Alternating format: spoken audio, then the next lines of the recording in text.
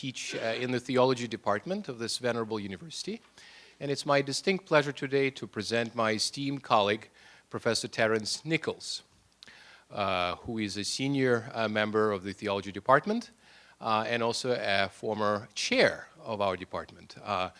Professor Nichols received his doctorate in 1988 from Marquette University. It was a doctorate in religious studies, and he did a dissertation entitled Miracles as a Sign of the Good Creation.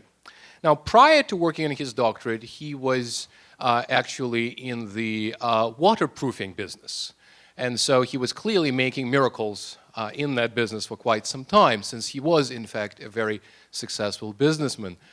There is a joke around our department that Professor Nichols was a full-service chair, meaning that not only was he giving you your assignments for the year as to what to teach, but also he could fix your roof and take care of your house, etc. And I can actually testify to this, Terry, because sure enough, you in fact were on the roof of my house. And to get on the roof of that house, he had to create something uniquely technological to actually make us safe there. So, and I'm delighted to say that the problem, whatever it was fixed. He pursued, as I said, a degree in religious studies, and the same year that he finished his degree in 1988, he became a member at the theology department at St. Thomas, and he's been a member for more than 27 years. And during his very distinguished tenure, he has been awarded a number of important university awards, including the John Ireland Presidential Award, and that is an award that is given to a scholar teacher for excellence both in teaching and scholarship. Terry, without any exaggeration, one could say has been a visionary department chair during his tenure as a department chair. He's introduced a number of courses that were not previously taught at the University of St. Thomas, such as, for example, world religions, theology and science, and a number of other courses that subsequently became the so-called bridge courses. And so you may have heard a buzz about interdisciplinary subjects in interdisciplinary courses. Well, in many ways, we owe the spearheading of this project precisely to the efforts of Professor Nichols. He has also run, as if this were not enough, he has also run for many years a Catholic worker house by the name of Casa Guadalupana. And he's also, by the way, allowed a number of department members to contribute in very small ways to this project. He is the author of 3 books. In 1997, he published the title That All May Be One, Hierarchy and Participation in the Church, and that was by Liturgical Press. And that was a book that dealt with the question, it tried to address those who critiqued hierarchy on the one hand, and also those who believe that hierarchy should exclude any kind of participation of people, if you will, underneath. And so it was an attempt to put the two together in a constructive and powerful way. I believe, actually, that the ecumenical potential of this particular book still remains to be explored. It certainly has been noticed in the ecumenical circles, but I think it still holds a lot of, it has a lot of mileage for the ecumenical dialogue, especially between Catholics and Orthodox. Another book was published in December 2003, and that is with Brazos Press. The title of it is The Sacred Cosmos, Christian Faith and the Challenge of Naturalism. I should say that Professor Nichols' scholarship is not only deep, but it's also very accessible, and he's someone who is actually teaching these books in the St. Thomas setting. So, for example, his courses on science and religion are actually certainly make very good use of this book. Just today, I was actually discussing the concept of naturalism with my students. So what Professor Nichols has to offer certainly has immediate bearing on our theology curriculum. Finally, he has also published, in 2010, he's also published a book, Death and the Afterlife, a Theological Introduction. And this is also a book that's used in one of his theology classes. Well, with this said, his most important institutional accomplishment is, of course, his being a co-director of the Muslim-Christian Dialogue Center that he co-directs with Adil Ozdemir. And it is as a director of this center that he's been involved in some very important interreligious ventures, of which you will hear more today. The title of his presentation today is The Hope of Muslim-Christian Dialogue. Please welcome Professor Nichols.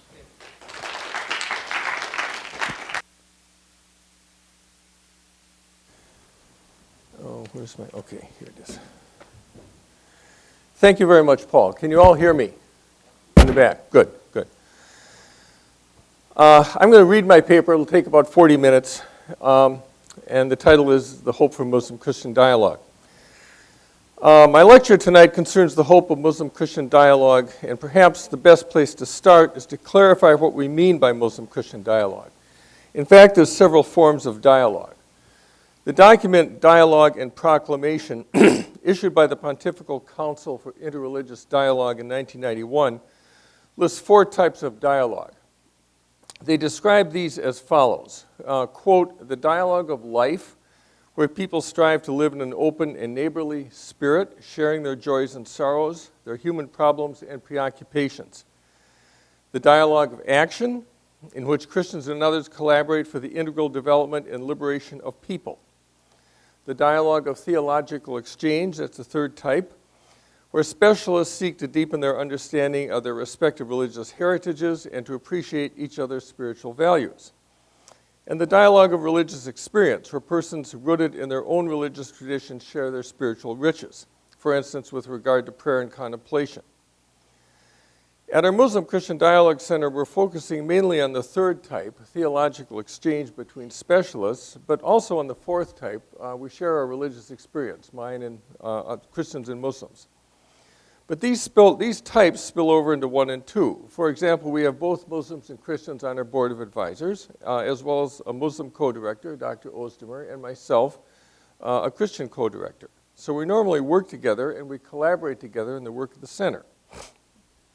Mainly, though, we present panels and speakers on theological topics, and we also engage in conferences with Muslim theologians from Turkey and Iran, where we read and discuss theological papers. I'll say more about that in a minute. So in this lecture, I would like to consider 4 main topics, each of which I will announce with a subheading so you know where we are in the lecture. First, I'd like to briefly explain what has attracted me and kept me engaged in Muslim-Christian dialogue for 16 years. The second topic is, I will explain some of the work we're doing right now in the Muslim-Christian Dialogue Center and what we hope to accomplish in the future. The third topic is, what are the obstacles and challenges to Muslim-Christian dialogue? And the fourth is, what are the promises and hopes of Muslim-Christian dialogue, not just our own dialogue here, but dialogue worldwide. So let us proceed to the first topic. What has held my interest all these years in Muslim-Christian dialogue? Why is this dialogue attractive to a Catholic theologian at all? One reason is the similarity between Islam and Christianity. An example of this is the concept of God in both religions. Now, I realize that Muslims reject the Trinity, and so you could say Christians and Muslims have different concepts of God and even worship different gods. Many fundamentalist Christians take this position. But if you look at how God is actually described in each tradition, the so-called attributes of God, they're almost identical. Both Muslims and Christians affirm that God is omnipotent, omniscient, the creator, who exists necessarily, transcendent as well as immanent, who will judge humanity on the last day. Muslims describe God by 99 names. I've read over these names, and as a Christian, I can affirm every one of them. And when I've taught the Islam course with my colleague, Dr. Ozdemir, we've been in agreement in our description of God. This surprised me, actually, but we agreed right down the line. One of the things that has struck me in our dialogue with theologians from Dokuz Eylül, that's the University of 9 September in Izmir, Turkey, is this. The Muslim theologians with whom we are in conversation are trying to do the same thing in their world that we Christian theologians are trying to do in ours. to teach people about God, what God expects of us, and how we come back to fellowship with God. So we're fellow workers in the same vineyard. As Christian theologians, I think I have a lot to learn from our Muslim colleagues. They're exploring the same territory we are, but from within a different tradition. The second thing that's drawn me to this dialogue is the difference between Islam and Christianity. And sometimes these differences are illuminating. For example, Christians explain the alienation between humanity and God as due to sin, including original sin. Muslims have a different way of explaining the divorce between God and humanity. They do speak of sin, but they also say that humanity has forgotten God. The Quran tells the story of God confronting the souls of human beings before they were born and asking them, "Am I not your Lord?" And they all affirm, "Yes, you are our Lord." But humans now have forgotten this. So in the Muslim view, alienation from God is caused by forgetfulness as well as sin. Now this explanation strikes me as true. I can see in my own life and that of others that one of the main reasons that we lose touch with God is that we're lost in distractions and work. We're too busy to take the time to remember God. We forget Him. So if I were teaching why people have lost touch with God, I would say that it's because of sin and self-centeredness, but also because of distractions and forgetfulness. So in explaining the alienation from God as a theologian, I would draw both from the Jewish Christian tradition and from the Muslim tradition. The third thing that's kept me involved in the dialogue is the people I've come to know. I admire the intensity with which Muslims are committed to God. They pray 5 times a day. They fast for a month during Ramadan. They abstain from alcohol. They're careful about what they say. Swearing is uncommon. They're concerned about backbiting. One of their main concerns is to maintain an awareness of God all through each day. Now, the constant awareness of God is also a Christian ideal, but it's usually found in monasteries and convents. It's not preached regularly in the churches, nor practiced, as far as I can see, by many Christians. So the many Muslims I've known have inspired me to deepen my own faith. I can say that I'm a better Catholic as a result of my friendship and conversations with Muslims. Dialogue with them has deepened my own relationship with God.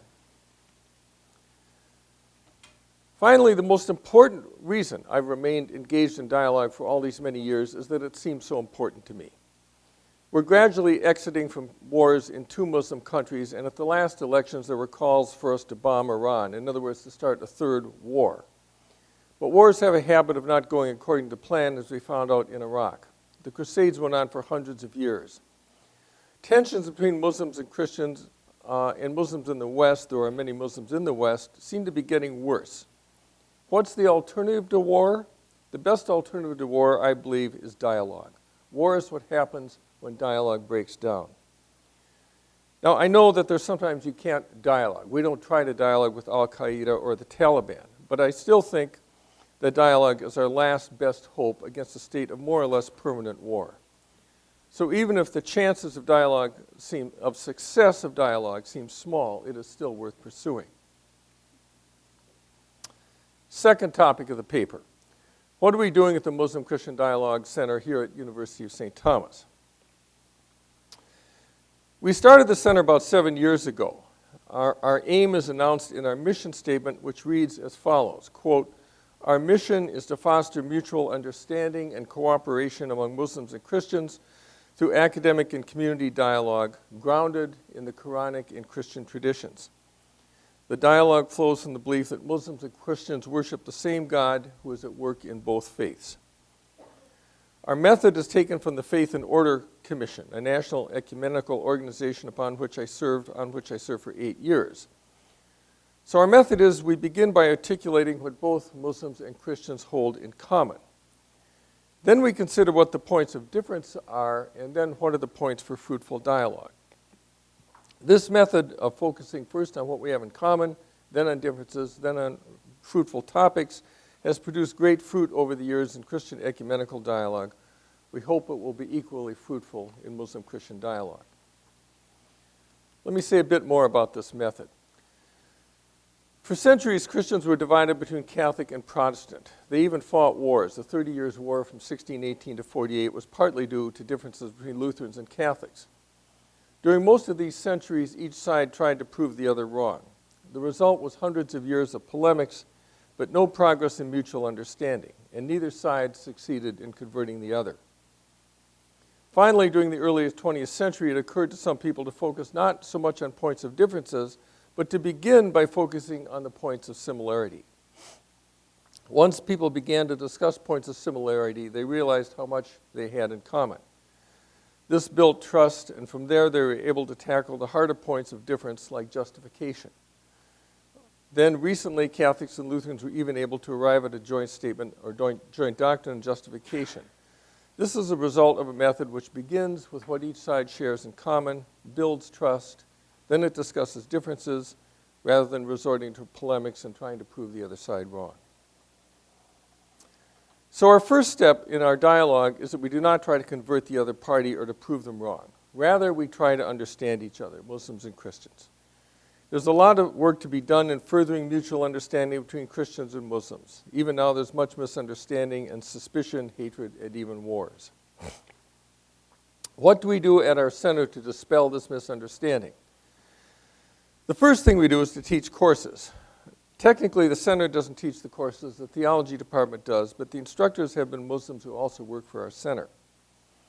My colleague, Dr. Ozdemer, who's in the audience here somewhere, there he is, has been teaching courses on Islam here at University of St. Thomas since 2004-2005. By now, he's taught over 800 students. These students get a good introduction to Islam and a comparison between Islam and Christianity. They leave these courses with more knowledge of Islam than most of the American population will ever have. Dr. Ozdemer also takes students to Turkey for a J-term course on Islam. In this course, the students visit Turkish institutions, they meet and eat with Turkish families, and they come away with a deep appreciation for Turkish culture and hospitality. My friend and colleague Odin Mahawish has also taught courses for the Theo department on Islam. So here at the University of St. Thomas, we have 2 Muslim instructors teaching Islam to our undergraduates. This is rare. Most of the people teaching Islam to students in colleges and universities in Minnesota are Christians, not Muslims. Now you might say, well, what if they try to convert our Christian students to Islam? But this doesn't happen as far as I know. None of us as teachers is allowed to proselytize in our courses. I can't, for example. I can't proselytize and try to convert students. The advantage of having a Muslim teach about Islam, rather than having it taught by an outsider, such as me, is that students can hear about Islam from a perspective of an insider, one who is very familiar with Islamic beliefs, practices, and explanations. And generally, students like this. Our center also works with Muslim students on campus. Specifically, Dr. Ozdemer does this. He advises Muslim students and Muslim student organizations at St. Thomas. We also sponsor public lectures, panel discussions, and events for both UST students and faculty and for the general public. You can find a complete list of the events we've sponsored at our website, which is at www.stthomas.edu/MCDC. Under events, then under past events. Normally, we sponsor 4 to 6 events a year. Let me describe a few which stood out for me. One of them was entitled The Role of Religion in U.S. Foreign Policy. The speakers were Representative Keith Ellison and Major General Richard Nash, head of the Minnesota National Guard. Keith Ellison, it turned out, was unable to come to campus because at that time, April 8, 2011, Congress had not yet passed a federal budget, and he had to remain in his office in D.C. because he might be called upon to vote at any time. But our tech people were able to bring him in live to 3M Auditorium, live from his office in Washington, D.C. He gave his lecture to us and was even able to answer questions and answers from the audience in this format. General Nash spoke to us in person. He had commanded Minnesota troops in Iraq and had been very successful in building bridges of conversation and trust between U.S. personnel and Iraqi religious leaders. This had contributed to the success of his mission in Iraq. Another event we sponsored was a panel made up entirely of women on the subject of women in Judaism, Christianity, and Islam. We hosted a panel discussion on the document A Common Word, probably the most important document in Muslim-Christian relations ever. I'll say more about this document later. And we brought in Professor Abdul Wahid Khalileh from the University of Minnesota to speak on, quote, Islamic Sharia, a threat to democracy. A lot of people think that Muslims want to impose Sharia law in this country, and it's a threat to democracy. Dr. Clinley spoke on that topic and did not think it was a threat. These are but 4 of the dozens of events we've sponsored over the years.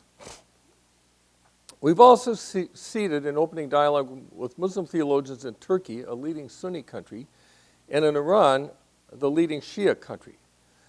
Our contact with the Turkish theologians was facilitated by Dr. Özdemir, who taught on the faculty at Dokuz Eylül, the University of 9 September in Izmir, Turkey. The university has a theological faculty composed of over 100 professors and 2,200 students. We've met with them for 3 years now. Our last meeting was in Izmir from January 30th to February 2nd this year, where we discussed the topic of Jesus in Islam and Christianity, a very sensitive and difficult topic. Our discussion went very well.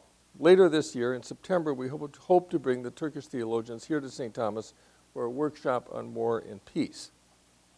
We've already hosted 4 visiting scholars from the Turkish university for periods of a semester each. Both of our universities, University of St. Thomas and Dokuz Eylül, have signed a protocol which commits us to work toward faculty exchange and toward student exchange over a 5-year period. So that's in the future, but we're already beginning. We've also held 2 meetings with theologians from the University of Al-Mustafa in Qum, Iran. The first meeting took place in Rome in June 2012 and was mainly getting acquainted with one another because we had never met. We arranged the whole thing on email.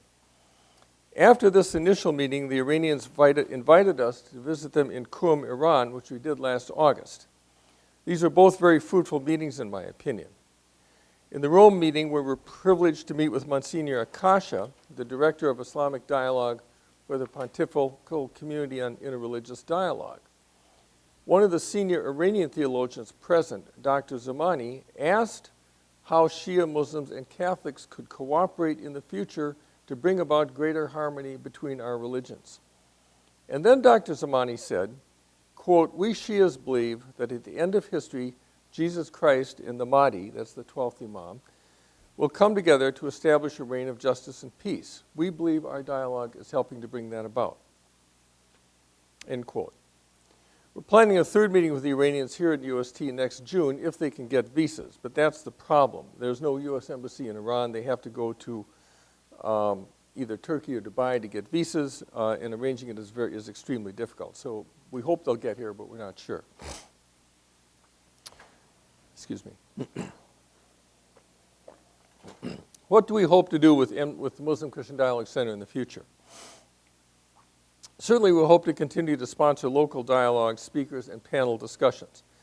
And we hope to continue and extend the international dialogues, both with Turkey and Iran, inshallah, God willing, as the Muslims say. Ideally, we hope to reach a point, at least with Turkey, where we can exchange both faculty and students for a period of a semester or a year. This would mean that St. Thomas students might be able to someday study in Turkey the way they can study in Germany or France or Spain. We're already getting there. This March during spring break, Dr. Bernard Brady and I have been invited to teach Christianity to the graduate students and faculty at Dokuz Eylül University in Izmir. Needless to say, this is a significant honor. Student exchange will be harder to arrange, but it's possible. I cannot at present foresee this possibility with Iran unless the relationship between our countries improves a great deal. But I will say this. During our week in Iran last August, we met with officials, university faculty, and also with ordinary Iranians who approached us on the street and who were able to speak to us in English. None of us encountered even a trace of animosity, resentment, or hostility in these meetings. On the contrary, we found to our surprise that Iranians like Americans, though they don't like our government. I can't explain this. I can only testify that Iranian hospitality towards us was extraordinary. They escorted us through much of their country at their own expense, and at least once we slept in private rooms in a 4-star hotel while our Iranian escorts shared rooms with each other to save money. With that kind of goodwill, anything is possible. We got a very different picture of Iran than we get here in the media. And I think they got a different picture of Americans as well. At breakfast one morning, Dr. Mendinejad, one of our hosts, told me that we We're different from other Americans. We spoke from the heart, he said, like Iranians, not like the macho Americans that he saw in the media. Topic 3, third topic for the paper. What are the obstacles and challenges to Muslim-Christian dialogue now and in the future? I hardly need to tell you there are many obstacles to Muslim-Christian dialogue. Let's start with what is required for a successful interreligious dialogue. Dialogue and Proclamation, the document from the Pontifical Council for Interreligious Dialogue, notes that successful interreligious dialogue requires certain dispositions. It requires a balanced attitude. It requires religious conviction, meaning commitment about one's own faith. It requires openness to truth.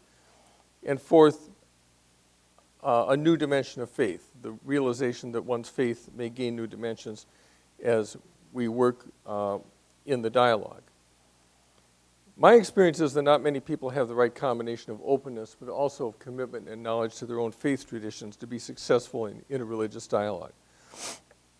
Too many people want either to prove the other wrong, or else they're relativists who think that one religion is as good as another. But neither one of these is suitable for Muslim-Christian dialogue. If I thought that one religion was as good as another, I would not be a Christian or a Catholic and could not represent the Catholic position. If a Muslim didn't really believe in Islam, he couldn't represent Islam. Dialogue and Proclamation also presents certain obstacles. It lists a number of factors, and I'll just read these. Insufficient grounding of one's own faith, insufficient knowledge and understanding of the beliefs and practices of other religion, socio-political factors, wrong understanding of the meaning of terms, a lack of conviction with regard to the value of interreligious dialogue, suspicion about the other's motives. In other words, if you think the other person is trying to convert you, so you're suspicious of them, that's going to cause problems in the dialogue. A polemical spirit when expressing religious convictions, intolerance, and then they say the present religious climate, growing materialism and religious indifference. Dialogue and Proclamation addresses all interreligious dialogue from a Catholic point of view, and consequently it stays on a general level. But Muslim-Christian dialogue faces all of the obstacles that it lists. It requires that we know our own faith well, that we are convinced of it, that we know the other faith well, that we're opening to listening without leaping to judgments, that we're not polemical, that we trust each other, and we're willing to seek commonality in our dialogue rather than picking excessively on points of difference. Let's consider what Dialogue and Proclamation politely calls the socio-political factors or burdens of the past. The past history of Muslim-Christian relations has been fraught with conflict. After the death of Muhammad in 632, Islam expanded its territory by military action. It took the Middle East, North Africa, Spain, and finally was stopped at the Battle of Tours in 732 by Charles Martel. After centuries of battles, Constantinople was taken by Muhammad II, which ended the Byzantine Empire, that is the Christian Roman Empire, which had endured for 1,100 years. Now, I said the expansion of Islam was an expansion of territory under Islamic rule. The goal was to expand Islamic hegemony, not necessarily to force everyone in Islamic territories to convert to Islam. Jews and Christians were not so forced, though I think polytheists were. There's still a large population of Christians in Egypt, the Copts. Generally, Christians in Islamic lands converted to Islam slowly over hundreds of years because of social pressures. The main Christian response to this was the Crusades, which were particularly bloody affairs and which lasted for hundreds of years, and the Muslims certainly have not forgotten them. And more recently, in modern times, is the history of colonialism, beginning with Napoleon's conquest of Egypt in 1799. Most Muslim states, with the exception of Saudi Arabia and Iran, were occupied by European colonists until they gained their self-determination in the 20th century. And of course, the warfare goes on. The Iraq War was a disaster for Muslim-Christian relations. From the perspective of many in Islam, it looked like a Christian attack on Islam.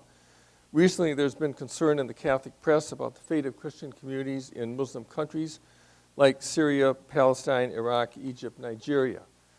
Now we read in the press that the Muslims are being driven out of the Central African Republic by the so-called Christians. Now, I realize this sketch of conflict is not the whole story. There have been periods when Muslims and Christians lived in relative harmony, even in Islamic countries. One of our Islamic visitors from Jordan brought us a picture of a walled courtyard in Damascus, which had a mosque on one side of the court and a Christian church on the other side. This was used for centuries by Muslims and Christians as a common entrance to a mosque and a church. But nonetheless, the reality of conflict colors our dialogue. It's the burden of the past that we have to labor under in pursuing Muslim-Christian dialogue. It takes a lot of forgiveness on both sides to be able to enter into dialogue at all, so the ability to forgive is a major requirement of the dialogue. In addition to outright conflict, there's the history of polemics between Christianity and Islam. For example, John of Damascus, who died in 767, about a century after Muhammad, in his book, The Font of Knowledge, includes the heresy of the Ishmaelites, that is Islam. Sidney Griffiths comments on this book, quote, John's approach is entirely polemical. He caricatures those aspects of Islamic teaching and practice that he mentions. His purpose is to discredit the religious and intellectual claims of Islam in the eyes of inquiring Christians. So, of course, this doesn't advance understanding between Muslims and Christians at all. There are some exceptions to the polemical attitude. Griffith cites Patriarch Timothy I, the Patriarch of the Church of the East from 780 to 823. Patriarch Timothy said in debate with the Caliph al-Mahdi, he said the following, quote, Muhammad deserves the praise of all reasonable men because of his walk was on the way of the prophets and the lovers of God. Whereas the rest of the prophets taught about the oneness of God, Muhammad also taught it. Just as all the prophets moved God away from evil and sin and drew them to what is right and virtuous, so also did Muhammad. Therefore, he too walked on the way of the prophets. This is a very unusual, ironic comment from a Christian about Muslims. However, after the Crusades, Christian views of Islam seemed to be very negative. Dante, in his Divine Comedy, put both Muhammad and Caliph Ali in hell. St. Ignatius and Luther both considered the Muslims to be infidels, that is, unbelievers who had to be converted. Behind the conflict, both verbal and physical, is what Scott Alexander in a recent talk here at UST called triumphalism. This is the belief that because one's own religion is ultimately true, others should be converted to it or it should be imposed by force. This leads to conquest, colonialism, and a polemical attitude that the other is just wrong and we have nothing to learn from him. It leads not to a dialogue mentality, but to a win-lose mentality. We need to convert other religions to our way of thinking.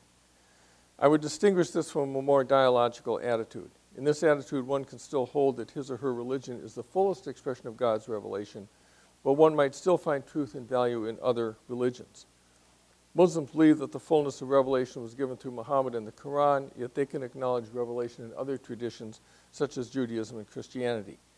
Christians believe that the fullness of revelation was given through Jesus the Christ, but they can acknowledge revelation in Judaism and in Islam and in other religions as well. John Paul II implied this in his Dominum et Vivificantem, where he referred to the universal action of the Holy Spirit in the world before the Christian dispensation and even today outside the visible body of the church. There are also particular doctrines which raise difficulty in Muslim-Christian dialogue. The Quran specifically rejects the Trinity. Muslims find it impossible to accept the divinity of Jesus. For them, he is a prophet, but he's not divine. And the Quran rejects the crucifixion of Jesus, implying that another was crucified in Jesus' place. Christians, for their part, have difficulty acknowledging the prophethood of Muhammad or the presence of revelation in the Quran. And these are only some of the obstacles to Muslim-Christian dialogue.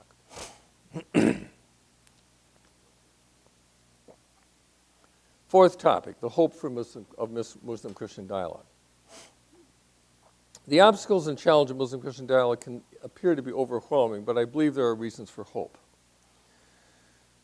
First, there is the experience of Christian ecumenical dialogue, which I've already referred to. After a century of hostilities, the turn to focusing on what various Christian denominations held in common and building trust and then addressing differences bore much fruit. Catholics and ELCA Lutherans have signed together the so-called Joint Declaration on Justification, in which they come to a basic agreement on what constitutes justification. This was a seemingly intractable issue which Luther thought to be the main source of division in the Reformation. But today it's not a church-dividing issue, at least between Catholics and ELCA Lutherans. Because of Christian ecumenism, today Catholics, Lutherans, Methodists, and others teach and work together here at St. Thomas. We've even written a theology textbook together. Differences remain, but they're not so great as to prevent our working together. So perhaps we could hope for the same transformation could occur in Christian-Muslim relationships. This will take a lot of time. It will depend on the Holy Spirit, but it could happen. We see it happening in a small local way, even at our center, and to some extent in our dialogues with Turkish and Iranian theologians. After all, as Tahir Golestani, my first contact in Iran, said, it is up to the theologians, not the politicians, journalists, and demagogues, to heal the breaches between our religions. To help bring this about, Tahir has founded in Qom, this is the holiest city in Iran, the center of the seminaries. He founded a center devoted to Muslim-Christian dialogue, MCID, Muslim-Christian Interfaith Dialogue, they call it. So that's a source for hope. Another source for hope is the document A Common Word, probably the most important document yet in Muslim-Christian relations. It was authored by Muslims in Amman, Jordan, and signed at first by 138 Muslim scholars and theologians and sent to Christian religious leaders in various churches. You can access this document at www.acommonword.com.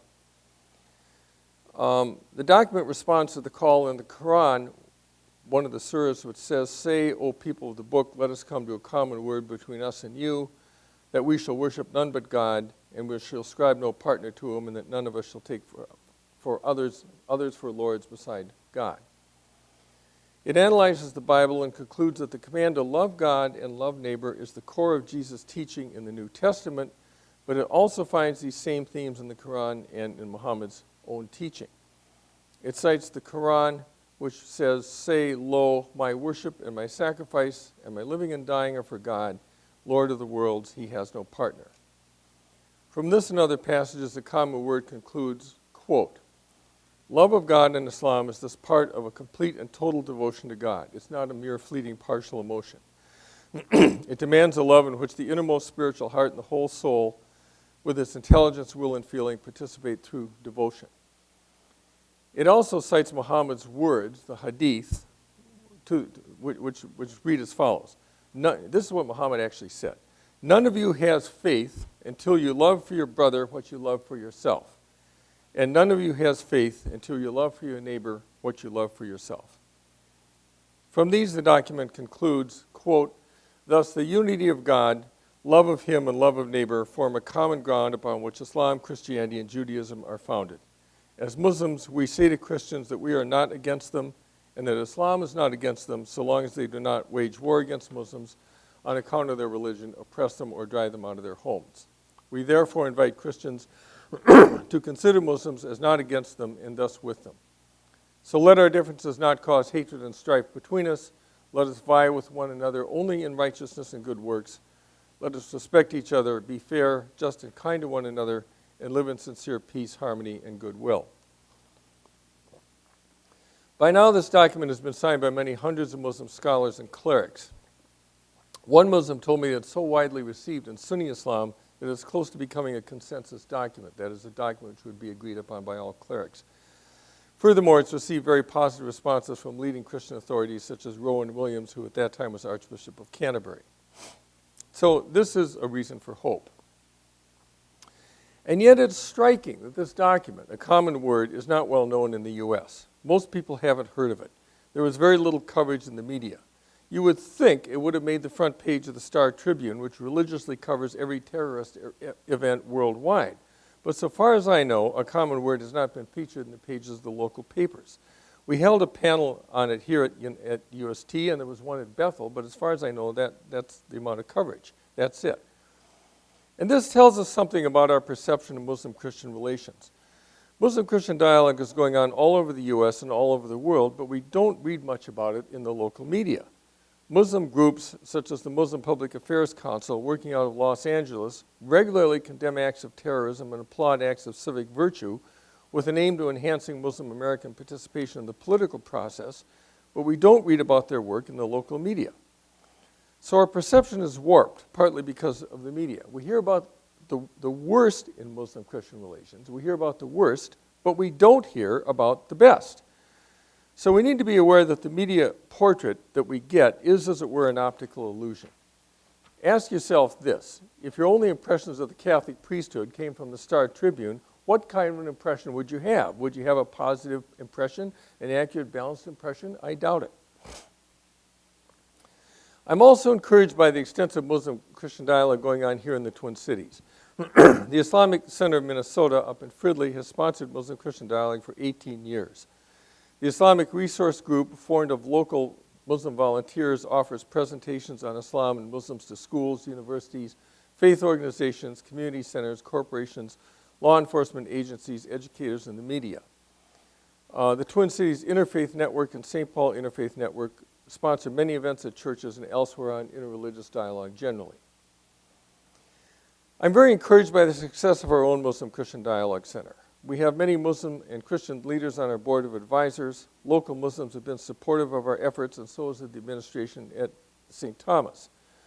Most encouraging has been our international dialogues. I still remember Dr. Zamani's words spoken at our first meeting in Rome with the Iranians before the papal representative, quote, "We Shias believe that at the end of history, Jesus Christ and the Mahdi will return to establish a kingdom of justice and peace. We believe our dialogue is helping to bring this about." One could hardly ask for a stronger endorsement than that.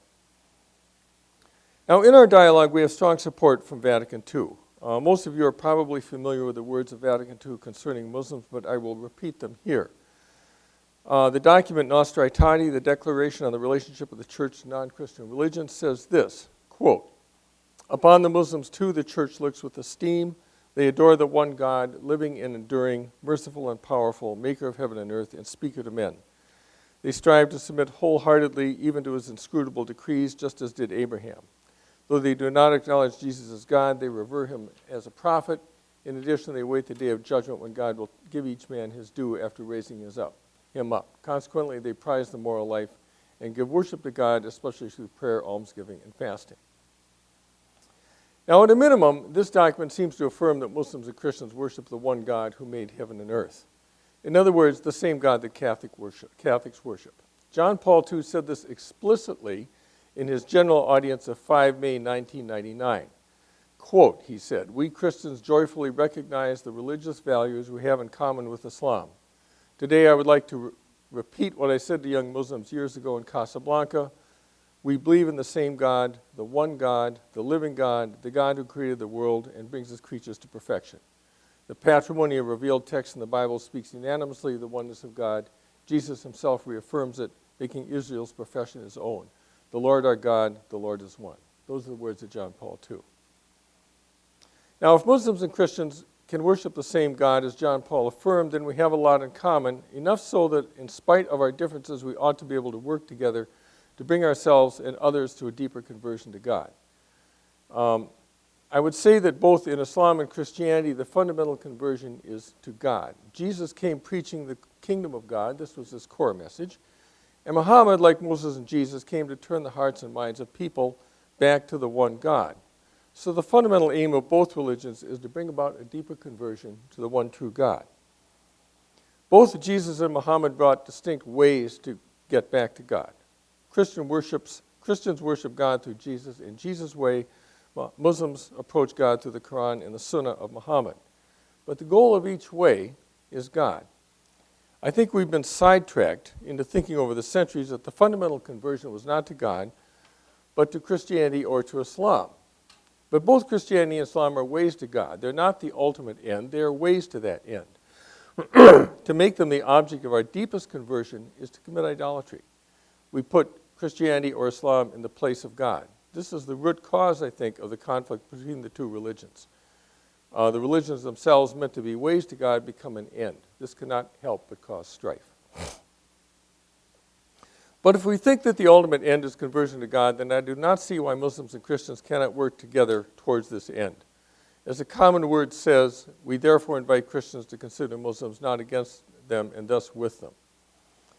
In saying this, I'm not endorsing relativism. I'm not claiming that one religion is as good as another. As a Catholic, I believe that the fullness of revelation came through Jesus the Christ. My Muslim colleagues believe that the fullness of revelation came through Muhammad and his Sunnah. But that doesn't, so each of us have our own convictions and our own traditions, but that doesn't mean we can't work together to bring people to God and bring ourselves to God and to oppose the many forms of godlessness and materialism that prey upon our society. Thus, I think that in working together in dialogue, ultimately to bring ourselves and others into deeper communion with God, we are in fact working to bring about the reign of God, which Jesus preached.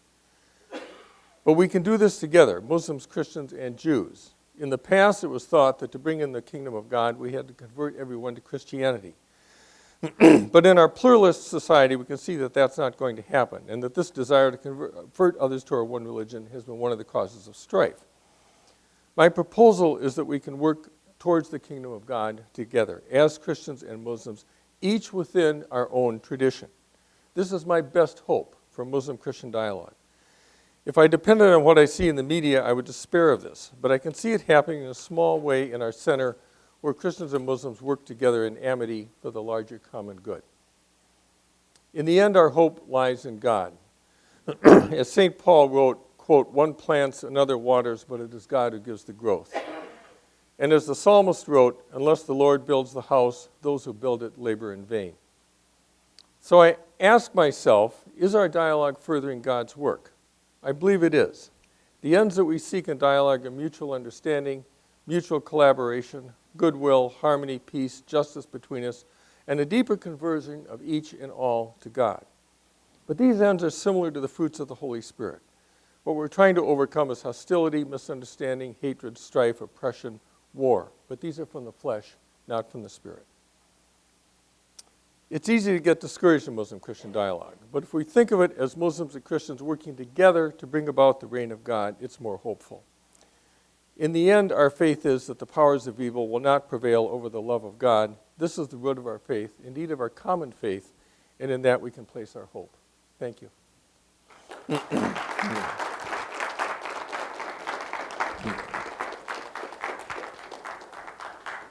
Thank you very much, Professor So Nichols. I can take questions? Yes, indeed. We have, well, at least 30 minutes for questions. I should have also mentioned that although Professor Nichols is planning to retire at the end of this year, we're actually all hoping to see even more of him on campus in the years ahead. Questions, and if you could please speak into the microphone, just raise your hand and I'll give you the microphone.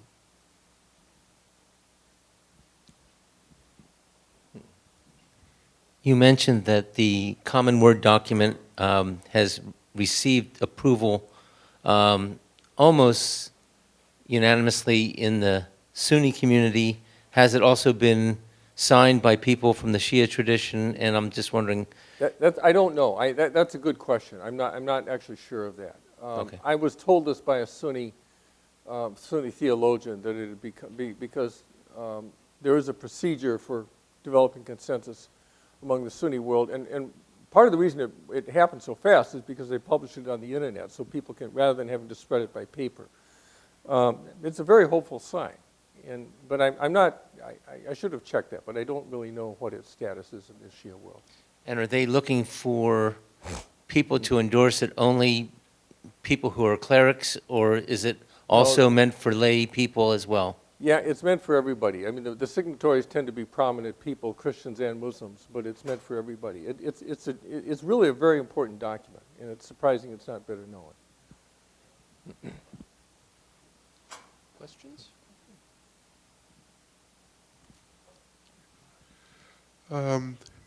Does the Dialogue Center go beyond the Abrahamic faiths to include dialogue with other faith traditions?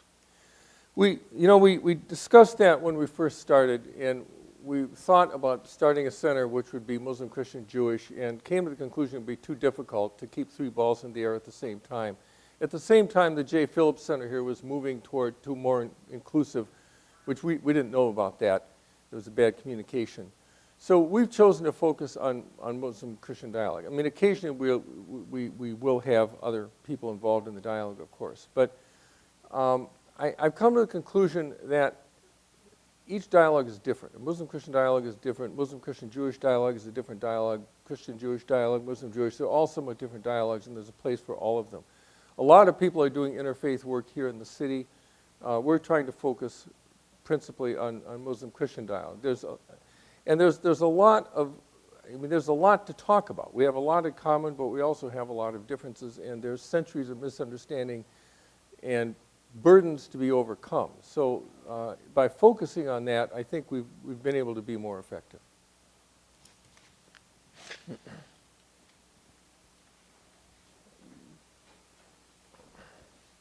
Nice exercise this You spoke about the colonialism in 1799 and the issue of kind of historical events in which Christians and Muslims may have not agree, where the interreligious dialogue came about. But is there a specific event, in your opinion, that was the root of all this, like the start of Islam, or more so just over time? It's been gradual over time. I mean, I think the received understanding on both sides that we should fight each other, I mean, that was just pretty much accepted. But there are exceptions. I mean, Muslims and Christians have lived in peace in many regions for long periods of time. So I can't, it's easy for each side to blame the other. I mean, that's the trouble. I mean, the Christians can say, look, the Muslims took the Holy Land from us, they took North Africa from us. The Muslims can say that they launched the Crusades, they took Spain from us. If you don't get past that, you get nowhere. That's the problem. So the challenge is, one of the challenges of the dialogue is forgiveness, is to put this past. And it's very difficult. I think the war with Iraq, the war in Syria, all these things have made things much more difficult. Anytime you get a wartime condition, it's extremely difficult to hold dialogue. It's practically impossible. I mean, we're not over in Syria trying to maintain dialogue. We're doing it in a relatively healthy atmosphere where the Muslims in this country recognize the importance of that. But I don't know how well we would fare if we were trying to. There are dialogues going in even in Syria, even in Palestine, even in the Middle East, but they're just difficult. And then also, you spoke a little bit about the politics. Do you think that if the two religions or nations or multiple nations were to approach it in more of a religious sense and not so much possibly political, that would solve? Like, do you feel that religion is more of the issue of it all, or that it's strictly political? I think it's both, but I think a lot of it's been political, yeah. And so I think it's just starting. Muslim-Christian dialogue isn't that old. I mean, it's just starting. The recognition how much we have in common is just really starting to sink in, like with this common word document. It's not that old. And so, I mean, as a religious person, I would like to think that religion should be a force for peace and not a force for violence. I mean, often lots of people, Richard Dawkins and others, trumpet religion as a force for violence. It's easy to think that reading the papers each morning. I mean, that's the impression you would get. My own experience, though, with dialogue is that Muslims are extremely open to this. I mean, places we've been, Iran, I mean, we would not have expected the kind of reception we got in Iran. We would not have, even in Turkey. They're very open to what we're doing. They're very interested in what we're doing. But this doesn't make the papers.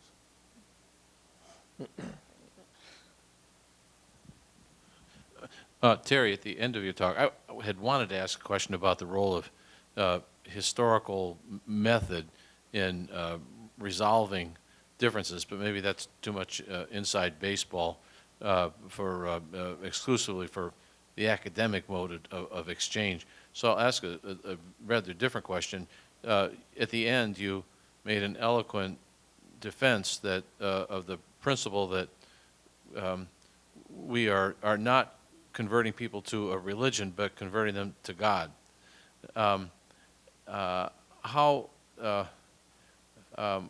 What's your honest call on the viability of that principle on either Catholic or Muslim sides? You know, it took me years to arrive at this conclusion. And I know that evangelicals, I mean, they want to convert Muslims to Christianity. This is a big source of friction, of course. And so I don't know. I mean, I thought I should say it because this is the conclusion I've come to. You have to start somewhere, so maybe it's a small seed. But I don't expect this to sweep the world in my lifetime, that's for sure. I think people are still going to be trying to convert each other. And yet I do think that's been, and I'm open to challenge on this. I realize that. I mean, the Catholic Church wants to talk a lot about the new evangelization. As Christians, we're supposed to be evangelizing others. Dialogue and Proclamation says, even in religious dialogue, at some point, if you feel prompted by the Spirit, you should witness to what Jesus Christ has done in your life. Now, we really haven't done that in our center. I mean, I don't try to convert Dr. Osdemer. He doesn't try to convert me, although he knows that I'm a Catholic. He knows what I stand for, and I know what he stands for. So we are witnessing. I just think we're going to make more we're not going to convert all the Muslims, and they're not going to convert all the Christians. So I think we have to develop a modus vivendi in which we can live together. And if we don't, I think it's a dark future.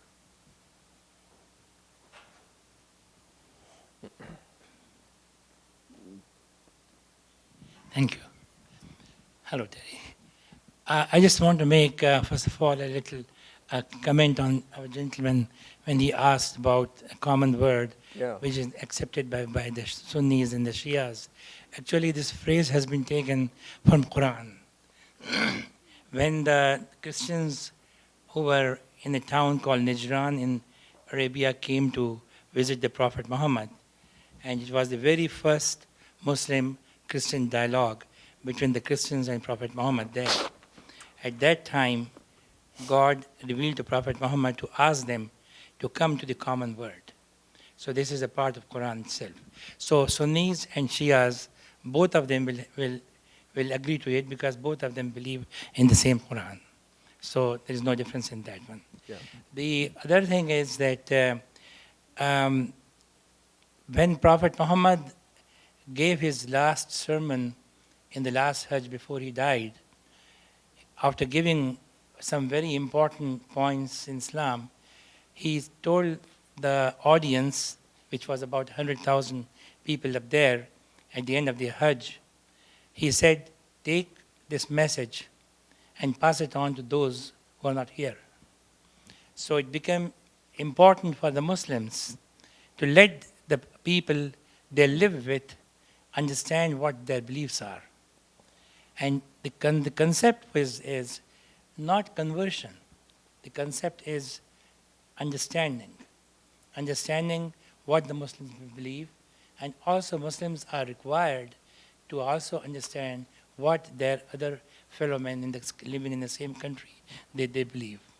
So the purpose of Muslim-Christian dialogue that we have been having in Minnesota and in Twin Cities for the last 25 years now, our main purpose was to let the people know what we believe and let us learn what other people believe. That was the main thing. By the way, that's my friend Oais Bayunis. We're actually neighbors who live out in Cottage Grove, but he has headed up the Islamic Center of Minnesota in Fridley for many years and also headed up the Interreligious Dialogue Group. Would anybody else who hasn't yet asked a question like to ask a question? And I would especially invite the students. We are all learning. Thank you, Prof. My mostly is to really extend thanks to you for the detailed explanation dealing with not differences per se, but commonalities that brings Muslims and Christians together. I'm Imam, but I'm really deeply impressed with all the submission here this evening. I haven't listened to any of our people presiding over these dialogues to give us details like this. Right now, we are having some discussion or conversation in the Burnsville area where we have people from Simple or other places coming to these dialogues. Perhaps we borrow from your expertise to be able to really put people together, because the demographics on that side is changing. You have different people of colors now perhaps dominating the school system. And so we need more of this, perhaps borrow from you, or at the end of the day, my question would be, and let me just ask that question, what can you do in your weak ways? Because this example here at this campus is very important for the rest of the society. What can you do to extend this out there so that the rest of the society can benefit and understand that we are not enemies? We are perhaps, I call myself a Muslim, and others say I'm a Christian, but we believe in what? One God, like you mentioned. And then lastly, what really struck me is your conclusion. When you say that we have been sidetracked, inviting people to religion. And actually, that's the message of Islam also. Invite people to God. Yeah. So I think it's a very good message. If we do that, we eliminate all of the problems we have. Yeah. You know, I call myself a Muslim, a Jew, or Christian, or so on and so forth. But who do we invite people to? Invite people to God. We don't have dispute on God. We all believe there's God. Yeah. We call him Allah, and some people say God. And like you say, 99 names, Allah, so many names in the Quran. And so we really thank you, but before I leave from here, I may have to have your contacts because we are facilitating this conversation in Burnsville area where we have invited the superintendent for the school system. He appeared before us, the police director there, and the rest of the mayor. They have come, but this detailed explanation is really good for our conversation. So I'd like to thank you and the rest of your team, Prof. Adil. He's one of our brothers. He comes to Masjid Noor to lead the prayers there from time to time. We really appreciate all that you are doing. Well, Thank we're you, happy Prof. to help in any way we can. I'd like to get more publicity locally, but we're working towards it. We just haven't gotten there yet. Yeah, But we're happy to come out and help anytime. Just call us up.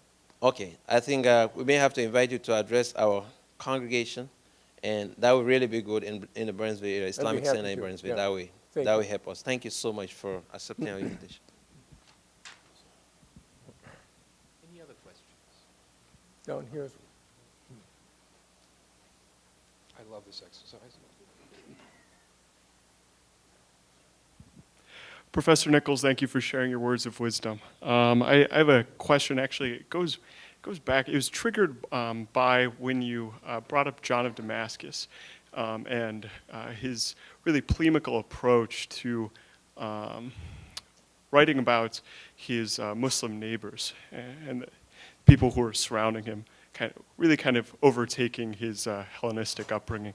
The question, though, is just practically speaking, what is it that you and that also your Muslim associates do when you are drawing upon your tradition, but you inevitably come across landmark figures who are writing exactly in that way, right? So you have to draw upon the figures because that is the foundation of the tradition. But at the same time, you're faced with these comments, that will inevitably rise, saying, this is the grand heresy of heresies, or what have you. I was wondering what your thoughts are on that. Well, one of the main reasons I'm a Catholic is because of the Catholic belief in the development of doctrine. If I didn't believe in that, I'd be sunk, frankly. So I'm really pleased that as a Catholic I can appeal to this. I'm actually a member of something called the Ignatian Associates. I'm going to be making promises in August. It's a lay group associated with the Jesuits, and it bothers me occasionally that Ignatius thought about the Muslims as infidels. In fact, his first mission for his society was to go to Jerusalem and convert the Turks. That's what he wanted to do. But because of the development of doctrine, we don't need to remain locked into those positions. We can say, look, the Spirit has moved on. We have a deeper understanding of the situation than they did. And I've got both Vatican II and papal approval behind me in that. So I don't have to apologize for that. But we don't, there's lots of things in the tradition that we don't have to continue to repeat. And that's one of them, it seems to me. Now, I think it's going to be a long time. I don't expect to see a whole lot of, but, Pope Francis also has put Muslim-Christian dialogue at the top of his list. There's a lot of recognition about how important this is, particularly among the Catholics. So that's reason for hope. Second, okay. First round and then those. When you went to Qom and when you went to Turkey, did you worship with the Muslims or I just do didn't. lectures? I have done it on occasion, but I didn't do it there. But I have done it on occasion. I don't think the occasion arose. I just don't. I think that's what it was. Obviously, there's some things I'm not going to affirm that Muhammad is the seal of the prophet. There are some things I can affirm that he's a prophet. But there's some things. As a Catholic, I'm not going to go quite that far.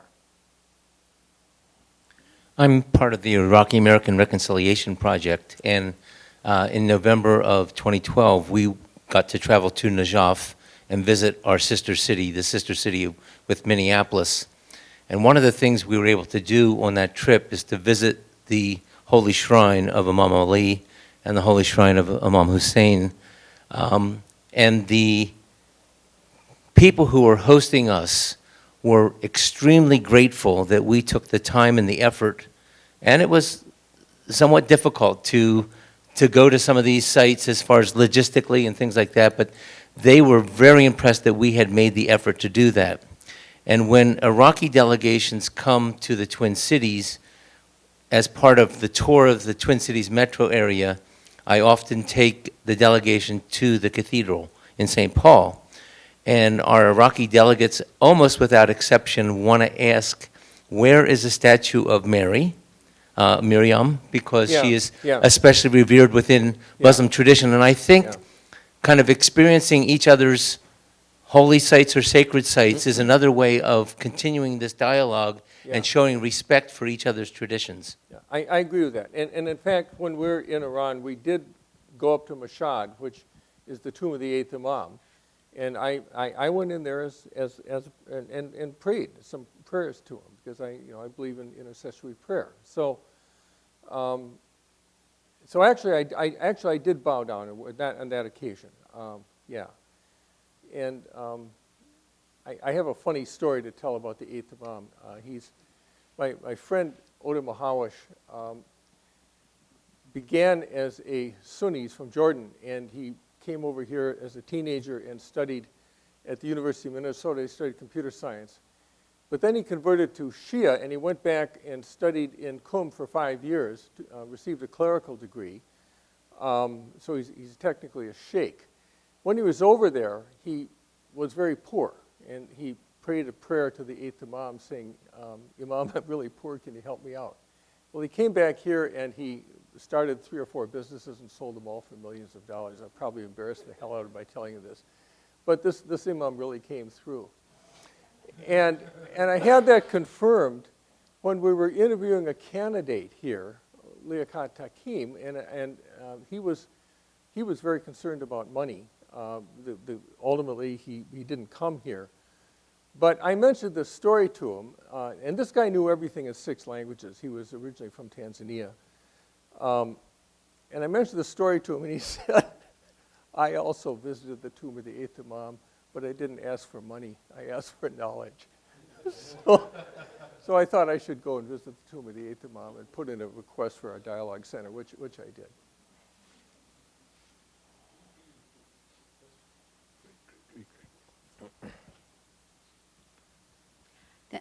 Thanks, Terry, for all of this good information. Thank you. I wonder if you and Odile are seeing other large universities following your lead in terms of setting up Muslim-Christian dialogue centers led by Muslims and Christians.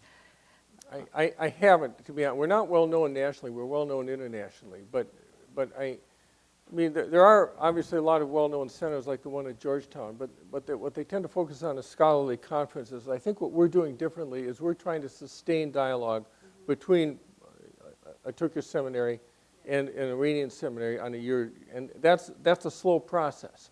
We only meet once a year, and it's very difficult. I mean, it's extremely difficult to get to meet with the Iraqis, with the Iranians. But still, we decided fairly early on that we could we have a very tiny budget, and we decided that our best impact could be if we're actually conversing with Muslim theologians in their own seminaries. That's where we can make the most impact.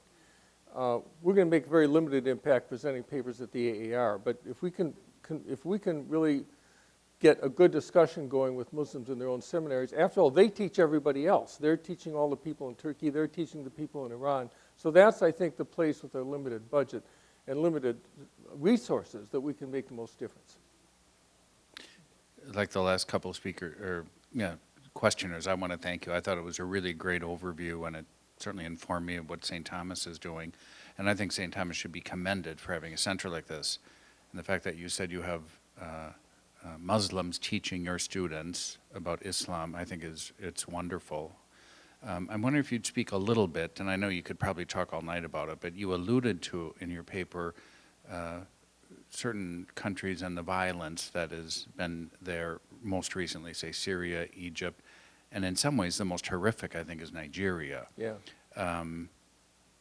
And someone alluded earlier to, the relationship between religion, if you will, and politics. And I'm just wondering if you have any comments on that interplay, on those relationships. It's kind of this Mediterranean basis. It's just a mess.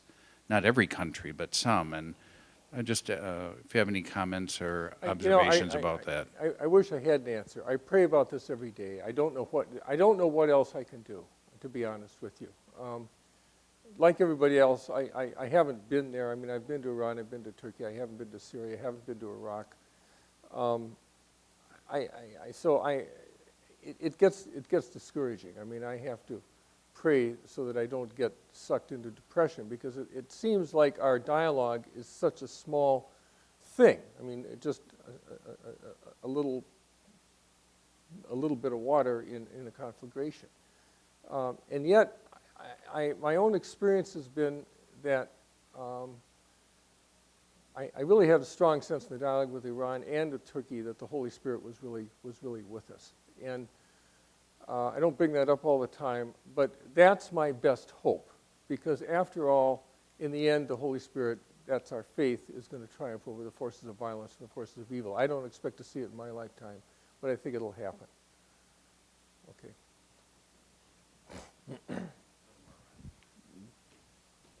I wish I could fly.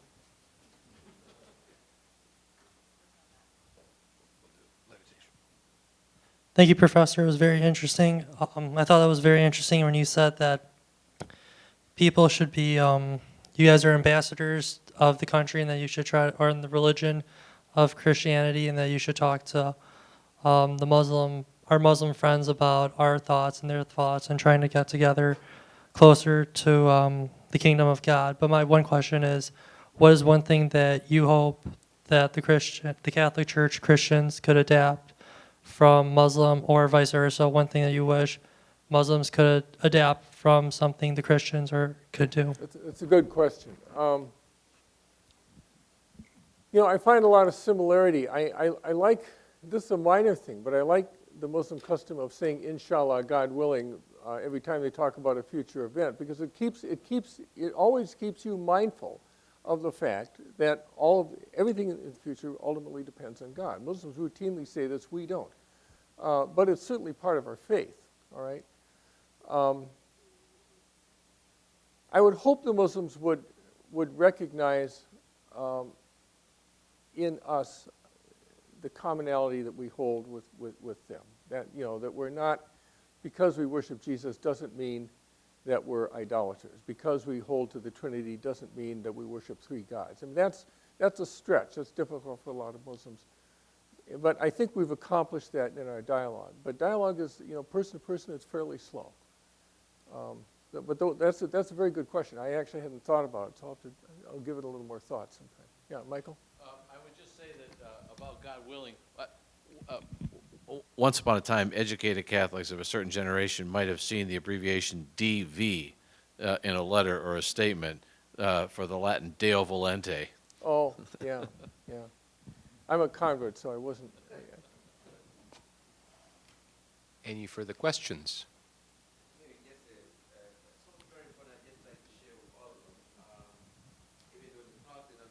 He mentioned something that the Prophet ﷺ said, that you are not a believer until you like for your brother what you like for yourself. Yeah. But the Quran even speaks bigger than that. I am not a Muslim if I don't believe in Jesus Christ or Moses and the rest of the messengers. Yeah, I know that. Okay, yeah. and this is not required by Christianity or Judaism to believe Muhammad before you can become a good Muslim or Christian or Jew. So just to clear that is, our faith is anchored on that, to believe not just in the Quran, but to believe in all of the revealed books. If you dispute one, I don't believe in Jesus Christ, I am not a good Muslim. If I say I don't believe in Injil that was revealed to Jesus Jesus Christ, I am not a good Muslim. Yeah. And lastly, when it comes to the question of tolerance, I think we are more tolerant forgive me, Muslims. Okay, it's only Muslims that can name the Christian prophets or the Jewish prophets. We name Moses. I have a son, Moses. We name Isa, Jesus Christ. No Christian, no Jew name their children after Muhammad. So all these factors, we have to look at them when we dialogue and see how Muslims also tolerate. I'm not talking about the extreme or the violence that you see over there, but we're talking about what the religion teaches. Yeah. So we should focus on that. If I were to answer your question directly, we should focus more on what the religion teaches, not what we see some Muslims do. No, let us look at what Allah says in the book and what the Prophet himself practiced. When we do that, coming to understanding this, it will be easy for us. No preconditioning, no prejudices. It's a way I want to understand what Islam says. Believe you me, you will understand the commonality that the professor had just spoken about very easily. Thank you so much for inviting us. Any further questions? We have 5 minutes for perhaps the last minute questions.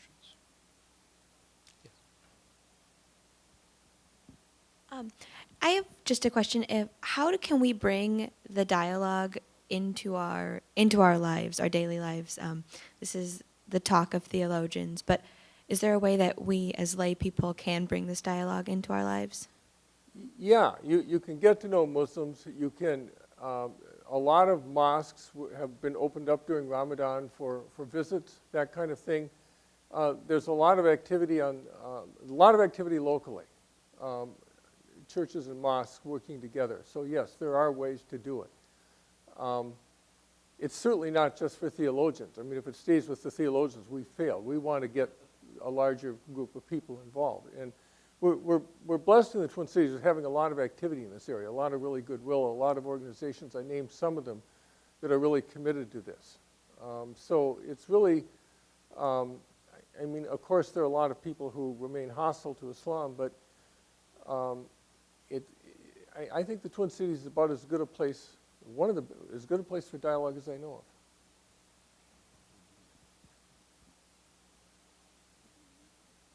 of. Any last minute questions? Well, again, let us thank again Professor Nichols for his excellent presentation. Thank you very much. Certainly feel free to ask questions informally after the talk. Thanks for coming.